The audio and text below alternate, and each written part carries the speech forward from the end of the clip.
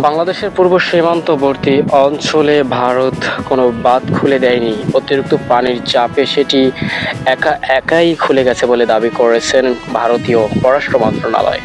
বৃহস্পতিবার সকালে এক বিবৃতিতে একথা জানিয়েছে নয়াদিল্লি। বিবৃতিতে বলা হয়েছে, আমরা বাংলাদেশ উদ্বেগ প্রকাশ করতে দেখেছি যে ত্রিপুরায় গোমতী নদীর উজানে ডুমুর বাঁধ খুলে দেওয়ায় বাংলাদেশের পূর্ব সীমান্তের নদীগুলোতে বর্তমান বন্যা পরিস্থিতি সৃষ্টি হয়েছে। বাস্তবে এটি সঠিক নয়।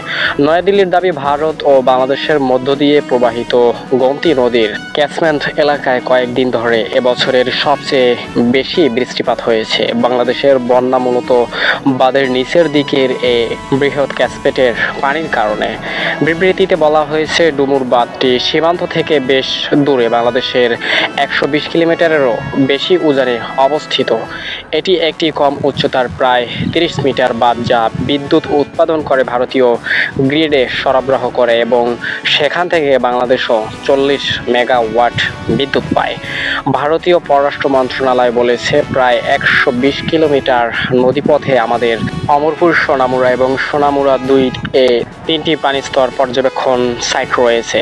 এর ফলে অতিরিক্ত পানি প্রবাহের কারণে স্বয়ংক্রিয় রিলিজ পরিলক্ষিত হয়েছে। বিবৃতিতে উল্লেখ করা হয়েছে, ভারত ও বাংলাদেশের মধ্যকার অভিন্ন নদীতে বন্যা একটি যৌথ সমস্যার, যা উভয় পক্ষের জনগণের জন্যই দুর্ভোগ সৃষ্টি করে। এটি সমাধানের জন্য ঘনিষ্ঠভাবে পারস্পরিক সহযোগিতা প্রয়োজন। যেহেতু দুই দেশে 54টি অন্তত সীমান্ত নদী রয়েছে, তাই নদীগুলোর পানি সহযোগিতা আমাদের দ্বিপাক্ষিক সম্পৃক্ততার একটি গুরুত্বপূর্ণ অংশ।